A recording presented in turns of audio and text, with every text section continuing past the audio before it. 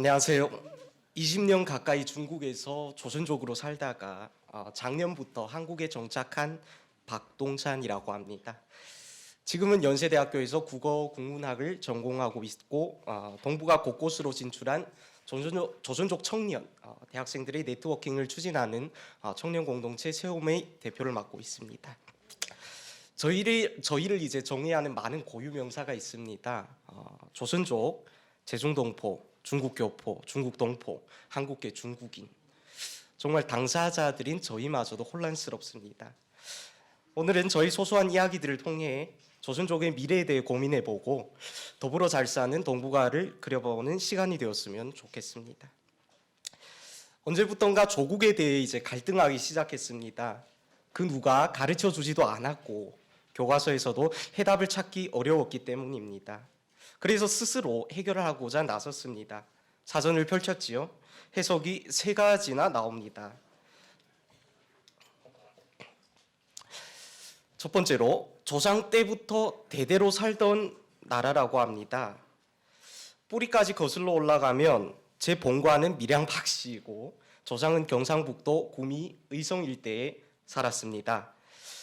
하지만 저희 할아버지의 할아버지, 고조 할아버지겠죠. 박우동 씨는 3.1 운동 후 1920년에 핍박을 못 이겨 이제 만주로 이주하게 됩니다. 그것이 저희 이제 태생지가 되는 거겠죠. 지금으로 말하면 중국의 동북 지방입니다. 동북 삼성이라고도 합니다. 고조 할아버지에 관해서는 조금 있다가 더 이야기를 드리려고 합니다. 고조 할아버지 때 이주했으니 계산해 보면 제가 제중동포 5세입니다. 4대, 5대, 근 100년을 이 만주 땅에 살았는데 이 중국도 어떻게 보면 조상이 살던 나라라고 할 수 있을 것입니다. 엄밀히 말하면 저에게 조상으로부터 대대로 살던 나라는 존재하지 않습니다. 경계를 이제 넘나들었기 때문이죠. 다음 해석은 이렇습니다. 자기의 국적이 속하여 있는 나라가 조국이라고 합니다. 저희 할머니, 저희 친할머니는 20년 전 일찍이 한국으로 귀화하셨습니다. 외할머니의 경우도 이제 만주로 가기 전에 외할머니의 아버지가 여기에 이제 호적을 올려 놓으시고 가셨답니다. 그래서 2000년대의 호적 기록을 통해 아주 쉽게 국적을 회복할 수가 있었습니다. 사전의 해석대로라면 할머니는 조국을 어떻게 보면 갈아타셨다는 것이고 외할머니는 조국도 두 곳이라는 것이었습니다. 이것 또한 저를 설득하기에는 부족했습니다. 마지막으로 민족이나 국토의 일부가 떨어져서 다른 나라에 합쳐졌을 때에 그 본디 나라라고 되어 있습니다. 저희 조선족이 어떻게 보면 여기에 가장 접근하고 해당되는 것 같습니다. 하지만 들뜬 마음에 이곳을 조국이라 불러봤지만 화답은 없었습니다. 여기에 대해서는 딱 한 가지 말씀드리려고 합니다. 한국에서 재외동포법이 제정될 때 적용 대상에 조선족이 제외되었다는 것입니다. 물론 나중에는 이제 헌법재판소의 유언 판결을 통해서 정정되었지만 중국 동포들에게는 정말 가슴을 찌른 비수였습니다. 조국에 대한 또 다른 해석이 있기를 기대했지만 끝이었습니다. 이게. 그래서 누군가 저에게 조국이 어딘가고 묻는다면 저는 이렇게 답합니다. 국적은 있어도 조국은 없는 사람입니다. 전에 제가 끄적였던 졸작 한 편을 소개해 드릴까 합니다. 짤막한 시인데 조선족의 어제와 오늘을 이해하시는데 조금이나마 도움될 것 같아서 가져왔습니다. 슬픈 족속이라는 시입니다. 한번 읽어드리도록 하겠습니다. 슬픈 일이 있다. 조국을 등진 채 오랑캐령을 넘어간 일이다. 더 슬픈 일이 있다. 돌아가고 싶으나 그러지 못했던 조국을 가진 일이다. 가장 슬픈 일이 있다. 여기에 섰으나 내 조국이라 할 수 없는 일이다. 이 과일을 아십니까? 사과배라는 과일입니다. 사과 쉼표 배가 아니라 사과배, 이어진 사과배입니다. 이 과일은 우리 조선족이 창조해낸 과일입니다. 중국 연변 조선족 자치주에 가면 사과 나무 가지와 배나무 가지를 접목시켜서 사과와 배의 맛이 혼합된 새로운 품종을 재배했던 것입니다. 그럼 사과배의 본질은 무엇인지 여러분들께 묻고 싶습니다. 어떤 분들은 사과도 아니고 배도 아니다라고 말씀하실 것입니다. 저는 오히려 사과도일 수 있고 배라고 해도 맞다고 생각합니다. 조선족의 정체성은 오랜 시간 동안 그리고 지금도 진행 중인 논쟁 중의 하나입니다. 나는 누구인가? 저도 한동안 이것을 수없이 자문하면서 스스로를 괴롭혔습니다. 두 개의 조국을 가졌다는 긍정적인 생각도 해봤고요. 여기서도 저기서도 늘 소수자, 버려진 사람이라는 자비에서 탈출하지 못할 때도 허다했습니다. 사과배의 본질을 추궁하는 모습은 마치 조선족이 중국인인가 아니면 한국인인가 따지는 것과 흡사합니다. 사과면 어떻고 배면 어떻겠습니까? 우리 민족을 이제 7천만 결해라고 하지요. 하지만 우리는 아직 세계상 유일한 이제 분단 국가를 갖고 사는데 이미 5천만과 2천만이 나누어진 상태입니다. 그리고 저희와 같이 해외에 산지한 조선족, 고려인, 제일교포 등등까지 해서 700만에 달합니다. 우리가 하나 되는 대신 아직도 서로를 나누고 있다면 과연 그것이 옳은 길인지 자숙해 봅니다. 이제는 각각의 정체성을 떠나서 한민족이라는 조선민족이라고도 하죠. 공통된 정체성을 한번 가져볼 것을 저는 제의드립니다. 미래지향적으로 세계의 한민족 그리고 한민족, 하나된 민족으로 거듭나자는 것입니다. 제가 태어난 신명에는 중국 최대의 코리안타운인 서탑거리가 있습니다. 이곳에서 정말 흥미로운 광경을 목도할 수 있습니다. 평양관이란 북한 식당 앞에는 이제 북한 복무원들, 종업원들이 치마 저고리를 입고 손님을 맞는다면 길 건너편에는 청와대라는 한정식 식당에서 우리 한국의 이제 트로트를 또 이제 트로트 소리가 또 흘러나옵니다. 그리고 이제 또 한국 연예인 사진을 내세운 치킨 브랜드집이 있는가 하면 맞은편에는 목단관, 모란관 같은 북한 식당들이 자리 잡고 있습니다. 뿐만 아니라 연변 조선족이 창업한 양꼬치 식당 배곡이라든지 한국의 롯데리아, 또 서탑거리 안쪽으로는 조선족 소학교와 중학교가 이제 또 위치했습니다. 저는 이 작은 거리에서 우리 통일의 미래상이 고스란히 여기에 담겨져 있지 않을까 하는 생각을 가져봤습니다.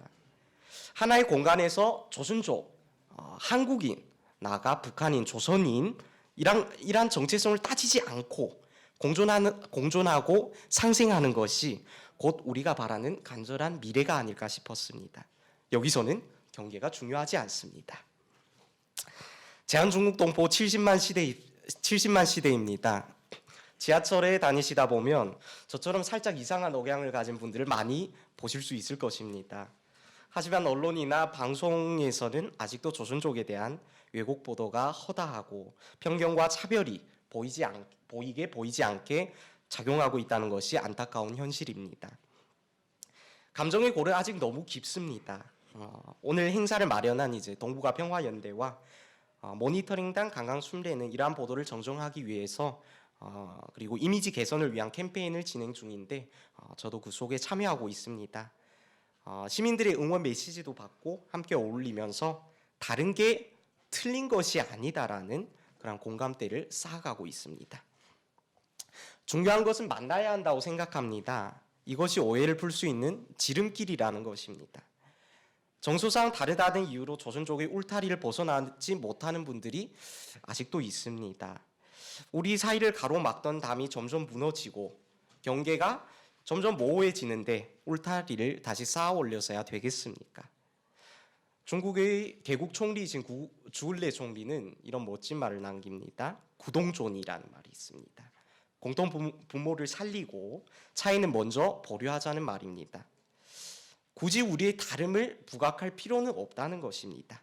경계란 결국 우리 마음속에 있는 것입니다. 경계란 곳이 때로는 위태롭기도 하지만 때로는 가능성의 공간이기도 합니다.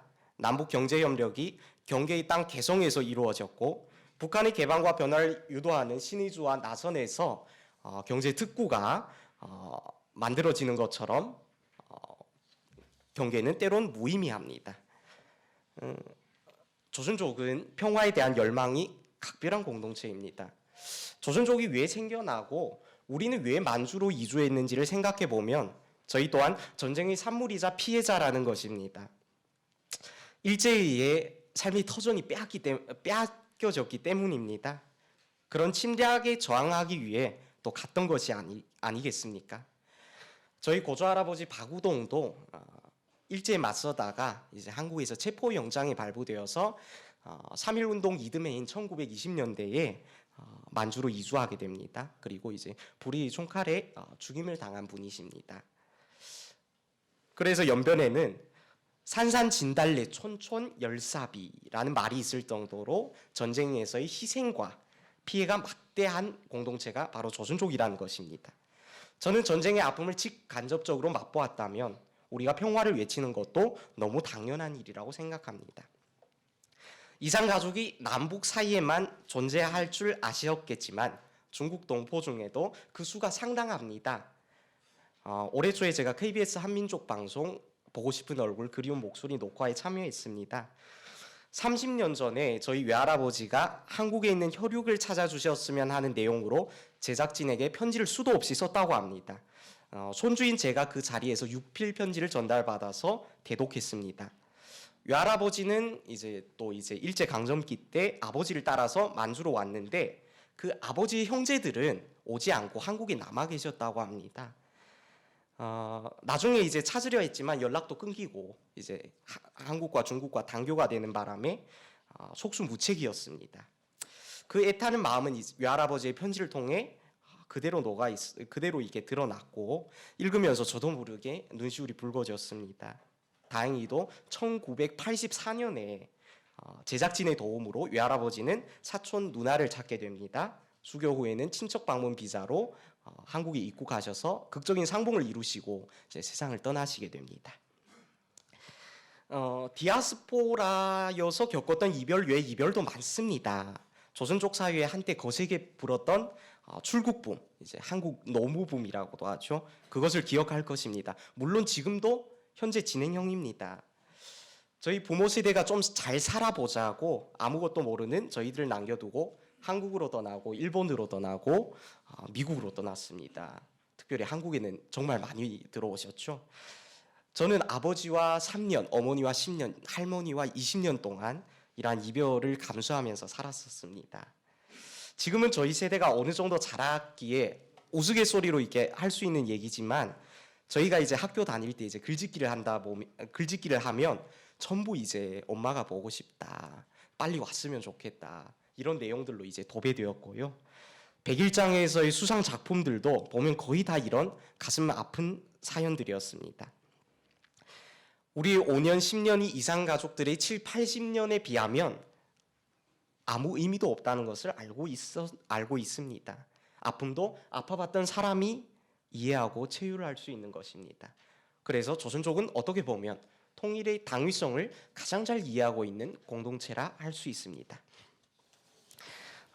제가 앞서 이제 자기소개를 할 때 세움 대표를 맡고 있다고 말씀드렸습니다. 이 귀한 자리를 빌어서 세움에 대해서도 잠깐 소개해드릴까 합니다. 세움은 이제 조선족 청년들이 주축이 되어서 우리 세대가 직면한 다양한 사회 의제들을 가지고 이 속에서 대안을 찾고자 노력하고 있습니다. 청년과 조선족이라는 키워드를 유기적으로 결합시켜 우리의 독특한 정체성을 표현하고자 하는 다양한 문화 프로그램들을 개발하고 있습니다. 온라인과 오프라인을 동시에 이제 추진하고 있고요. 온라인상에서는 자체 채널을 통해 팟캐스트나 토론회나 이런 같은 코너를 선보이고 있습니다. 현재 구독 회원이 한 3,000명 정도고 월 평균 12만 명이 이제 다녀가고 있습니다. 오프라인 행사들은 이제 사진으로 보시다시피 토크 콘서트나 글쓰기 특강, 전통 문화 예술 축제, 멘토링 워크숍, 역사 탐방 등 다양한 행사들을 진행하고 있습니다. 저에게 미래를 묻거든 청년이라 말할 것이고 청년의 미래를 묻거든 저희는 세움이라 답하려고 노력 중입니다. 앞으로도 정말 많은 관심을 부탁드리겠습니다. 100년 전에 만주에서 구슬프게 울려졌던 만주의 아리랑은 오늘 평화의 메아리로 되어 다시 돌아오고 있습니다. 조선족 공동체는 100년의 한과 서러움을 딛고 평화를 이루는 소중한 재료로 준비됐습니다. 척박한 만주벌판을 비옥한 농토로 개간했듯이 이제는 동북아가 더불어 잘 사는 새로운 지평을 개척해야 할 것입니다. 끝으로 한국 사회에 작은 바람 하나를 전하려고 합니다. 중국 동포들도 어쩌면 새터민과 마찬가지로 한국 사회에 먼저 찾아온 통일이 아닐까 싶습니다. 더 크고 더 성숙된 통일의 그날을 위해서라도 우리 먼저 서로 포용하고 서로 이해하고 나아가 하나가 되었으면 좋겠습니다. 고맙습니다.